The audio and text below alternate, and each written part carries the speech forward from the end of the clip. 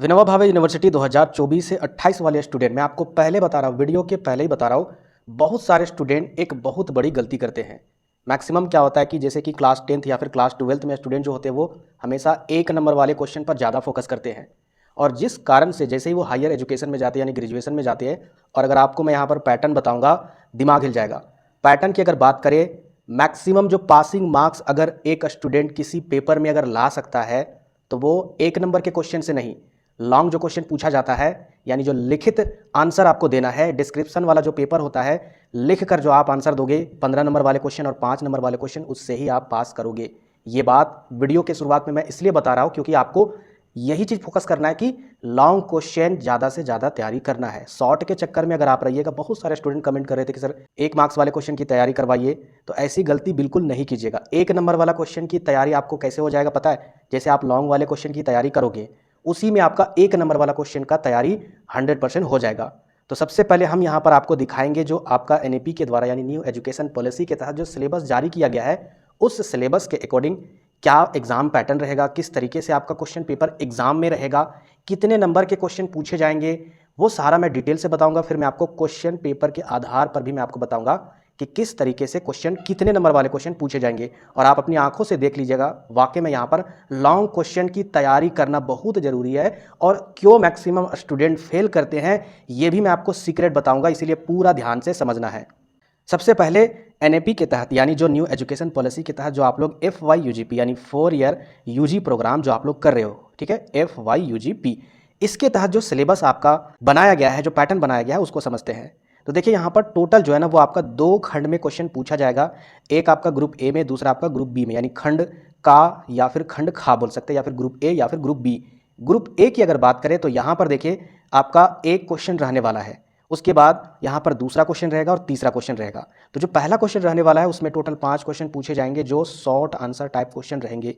हो सकता है उसमें आपको एक शब्द में आंसर देना हो, या हो सकता है कि एक लाइन में आपको परिभाषा के तौर पर आंसर देना हो, या किसी तरीके से आपको वहाँ पर आंसर अगर देना हो तो बहुत ही शॉर्ट तरीके से देना होगा, और वो 1 नंबर वाले क्वेश्चन रहेंगे। यानी टोटल पहले क्वेश्चन नंबर में टोटल 5 क्वेश्चन जो पूछे जाएंगे वह 1 नंबर के क्वेश्चन पूछे जाएंगे, यानी 5 नंबर। इसके बाद जो क्वेश्चन नंबर दूसरा है ग्रुप ए में ही, और जो क्वेश्चन नंबर तीसरा है, ये दोनों आपका 5 नंबर का क्वेश्चन रहने वाला है। क्वेश्चन नंबर दूसरा भी आपका 5 नंबर का और तीसरा भी 5 नंबर का। अब यहाँ पर समझिए, क्वेश्चन नंबर पहला भी सभी क्वेश्चन आपको अटेम्प्ट करने हैं, बनाना है आपको, 5 क्वेश्चन, छोड़ना एक भी नहीं है। क्वेश्चन नंबर दूसरा जो आपका 5 नंबर वाला क्वेश्चन है वो भी आपको बनाना है, छोड़ना नहीं है। तीसरा भी आपको बनाना है। लेकिन अगर ग्रुप बी की अगर बात करें, ध्यान से समझिएगा, यहाँ पर देखिए कितने क्वेश्चन पूछे गए हैं, 15 नंबर वाले, 1 2 3 4 5 6 7, टोटल 7 क्वेश्चन पूछे गए हैं, जिनमें से केवल और केवल आपको 4 क्वेश्चन ही अटेम्प्ट करना है, कोई 4 जो आप आंसर जानते हो। यानी आपको एक्स्ट्रा यहाँ पर क्वेश्चन दिया जा रहा है ताकि आपको जो समझ में आए अच्छे तरीके से, जिसका आंसर आप अच्छे तरीके से पढ़कर गए हो एग्जाम में, वही आप आंसर लिख सकोगे। ये आपके लिए बहुत अच्छा मौका रहता है आपको पासिंग मार्क्स लाने का। तो ये हो गया आपका एग्जाम पैटर्न, किस तरीके से कितने नंबर के क्वेश्चन पूछे जाएंगे। तो यहाँ पर जो आपको केवल 4 क्वेश्चन अटेम्प्ट करने हैं, तो 15 चौक यहाँ पर हो गया आपका 60, और यहाँ पर ये 2 क्वेश्चन 5 नंबर वाले, यहाँ पर ये 10 हो गया, 60 और 10 70 प्लस ये 5, टोटल हो गया आपका 75, यानी 75 नंबर का आपका क्वेश्चन पेपर रहेगा। समझ में आया? जो आप लोग फाइनल एग्जाम दोगे। इंटरनल की मैं बात नहीं कर रहा हूँ, जो आपका एक्सटर्नल एग्जाम था उसकी मैं बात कर रहा हूँ। अब यहाँ पर क्वेश्चन पेपर की अगर बात करें, क्वेश्चन पेपर में कैसा क्वेश्चन पूछा जाता है, तो मैंने यहाँ पर हिस्ट्री मेजर पेपर का क्वेश्चन लिया है। इसी के आधार पर देखिएगा और समझिएगा कि वाकई में हमें 1 नंबर पर ज़्यादा डूब मरना है, ज़्यादा वीडियो देखना है, टाइम पास करना है, या फिर लॉन्ग वाले क्वेश्चन पर करना है।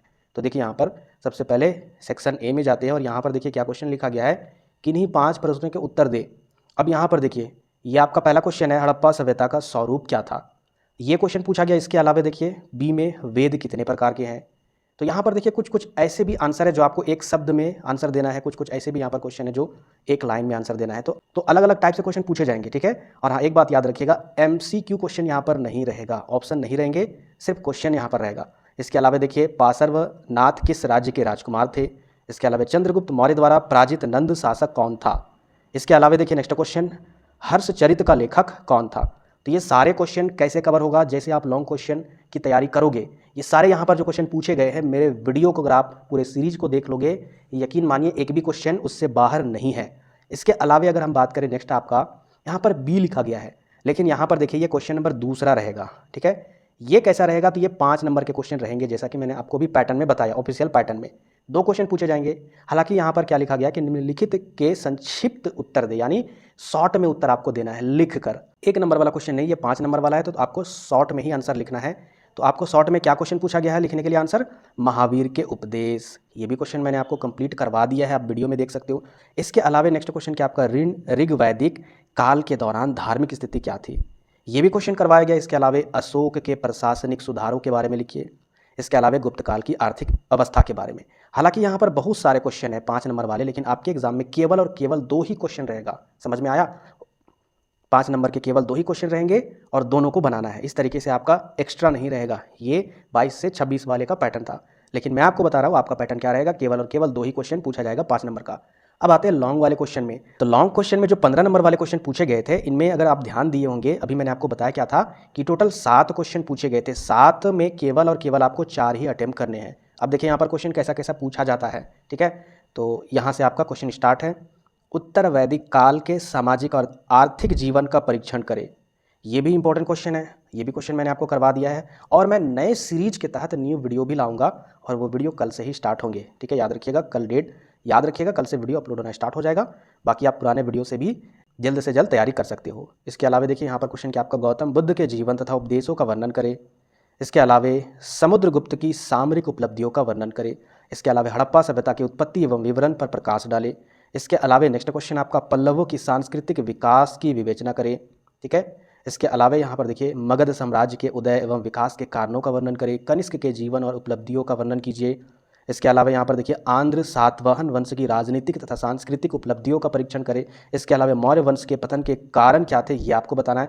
तो कहने का मतलब है, ये जो क्वेश्चन यहाँ पर पूछा गया है 7 से ज़्यादा है यहाँ पर हालांकि, लेकिन आपके एग्जाम में 7 ही क्वेश्चन पूछे जाएंगे और केवल 4 अटेम्प्ट करना है। तो इसी टाइप से पैटर्न रहता है। मैंने आपको पैटर्न बताया, क्वेश्चन दिखाकर क्वेश्चन भी दिखाया।